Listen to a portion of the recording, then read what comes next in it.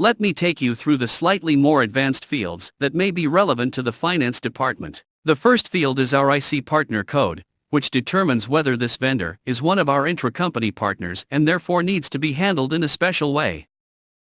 The next fields, under address and contact, is here where it says our account number, so that's your customer number that you might have with your vendor, if you have one.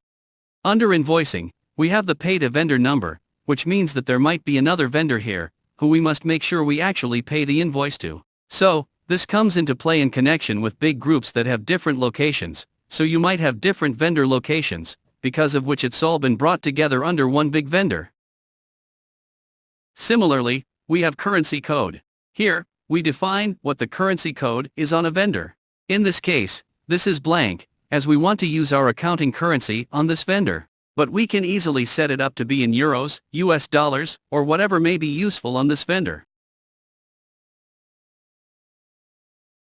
Under payments, we find the prepayment percentage field, which we define according to what our prepayment percentage needs to be on all our orders from this vendor, whether it's goods or service, or whatever is on the order.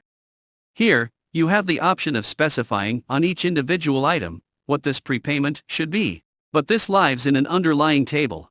The priority field defines how high a priority this vendor should have when we are making payments to our vendors. And then we have our cash flow payment terms field, which defines which payment terms we want to use when we are calculating our cash flow. Here, we can choose different payment terms to the ones we normally have, which in this case are current month. We can go in and say that, in our cash flow analysis, we've set it to be calculated as though the cash flow was after only 15 days, then we set that here.